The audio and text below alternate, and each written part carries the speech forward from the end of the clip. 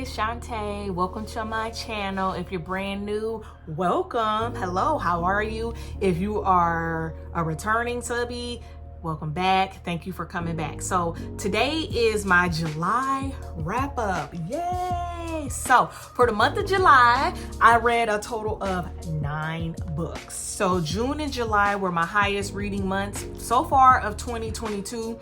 I will say it was kind of mid. I'm trying to sound like one of the kids. But that's what my son says. It was kind of mid, meaning that the average for my books was about like 3.5 to 4. Keeping in mind though, I don't read books that I'm not enjoying. So me reading these particular books and actually finishing them meant that I was somewhat enjoying them, just not as much as I have enjoyed some other books in the past. So let's go ahead and get into what I read and the star rating that I gave. So the first book that I read was A Good Girl's Guide to Murder, and that's by Holly Jackson. I gave it on Goodreads a 5 stars, but that don't sound right. I think it was like a 4-star book, okay? So it is a young adult murder mystery, and it's about a girl.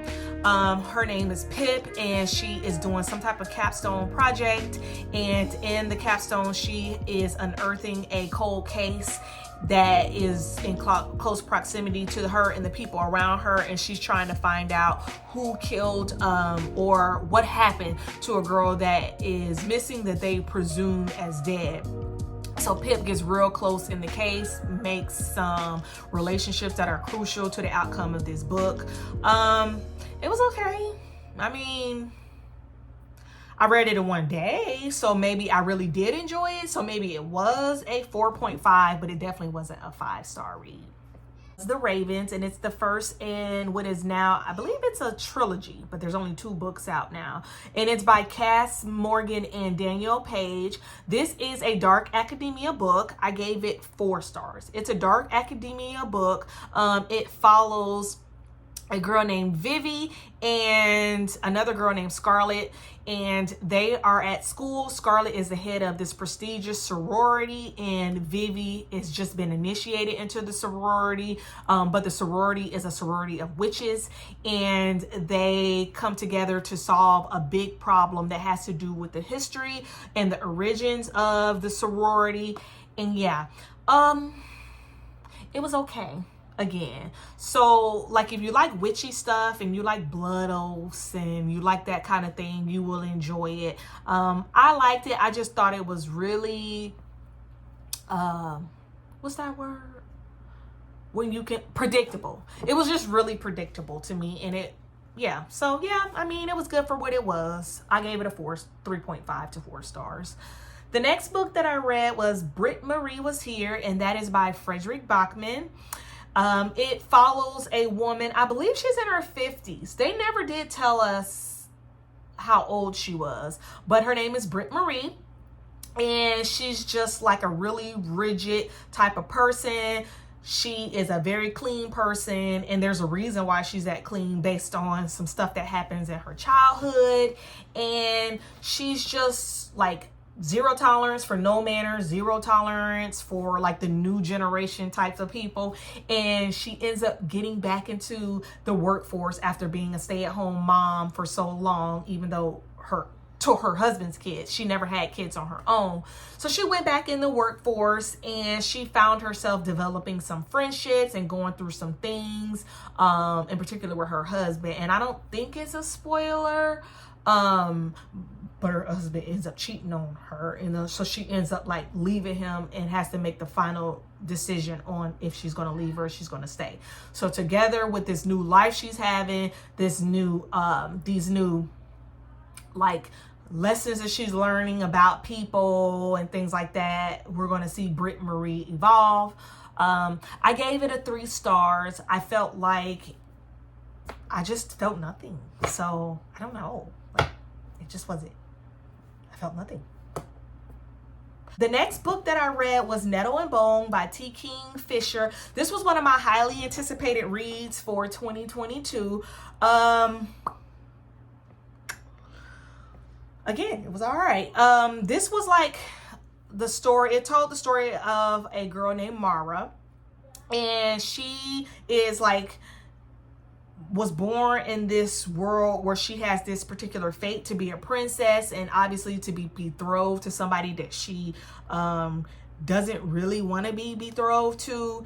And so she ends up going on this mission to like help her sister who was betrothed to a prince, and the prince is like abusive. So she goes on like this mission to kill him, because like he's pretty much impossible to kill, because he has like his guards and all this other stuff, and he's just like, I guess he that dude or whatever.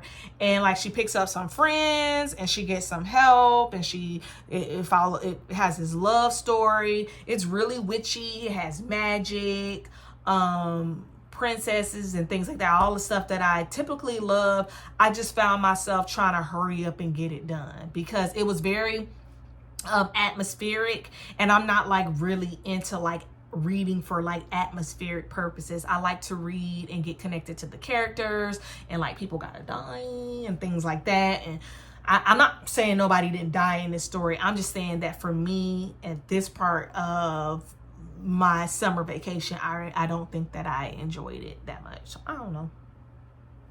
I gave it a 3. The next book was my best reading book of the month, and that was Empty Vows. That is the second to the Alabama novel book, and it is a Depression era historical novel by Mary Monroe. I declare. I just love this book so much. I love this little series. I was just tripping on the first one, and I'm tripping on this one.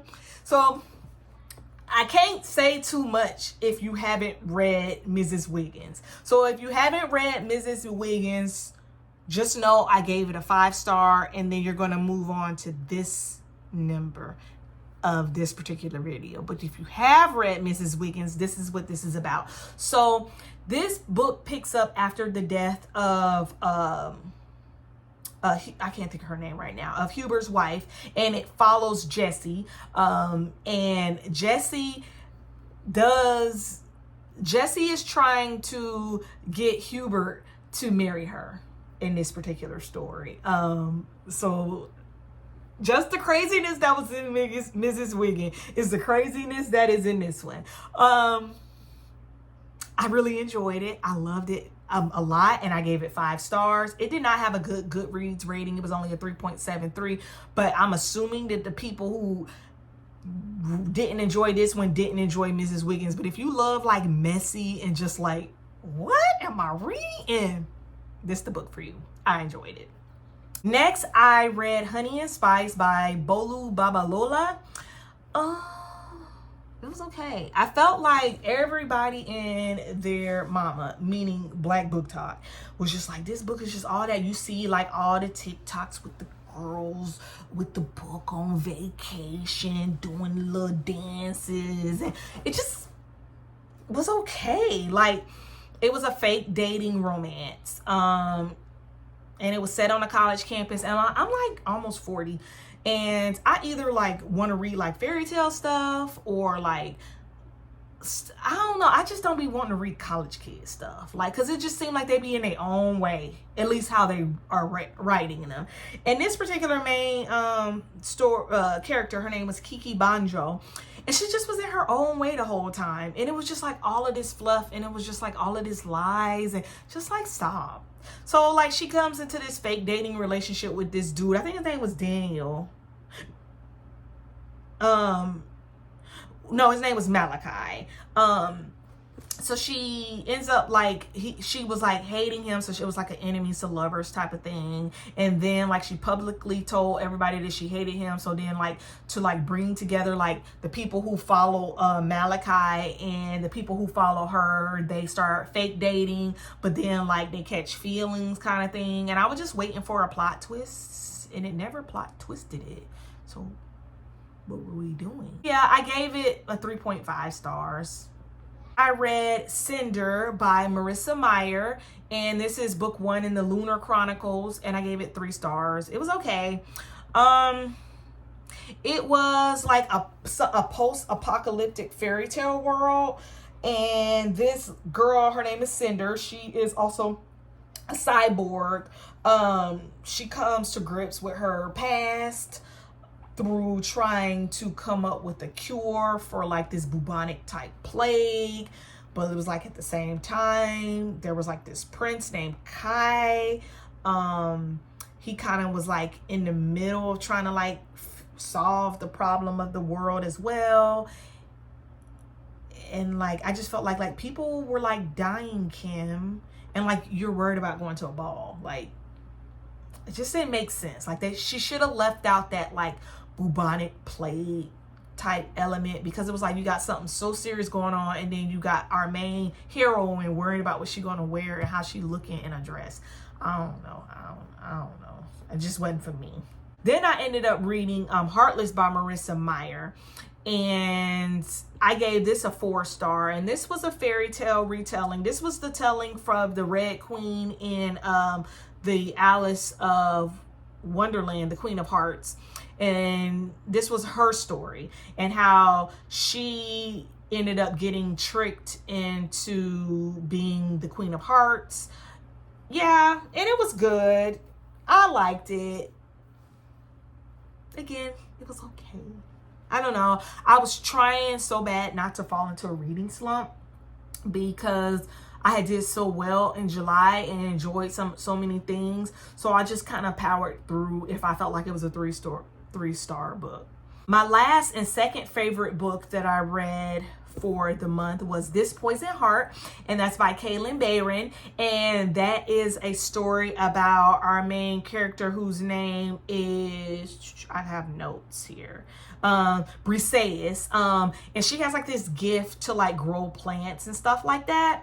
So at some point in the book, she finds out that she had this aunt who gifted her this large estate, and in her and her mom, she has two moms, they went to go live in the estate. Like they start realizing that there's notes and things that the aunt left her to cultivate her talent, but there's a reason why, and we're figuring out why she needs her and wants her to do this. And then Briseis ends up falling in love, and yeah, it was just like a good story, and it had a good twist that I wasn't expecting, so I enjoyed that.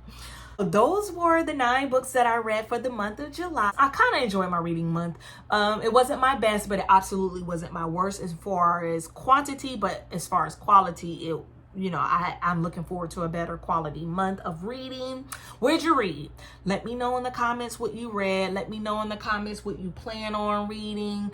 I plan on reading some more of my hard TBR, but again, I'm a mood reader, so I'm just gonna read what I feel like it. So let me know. Until next time, bye.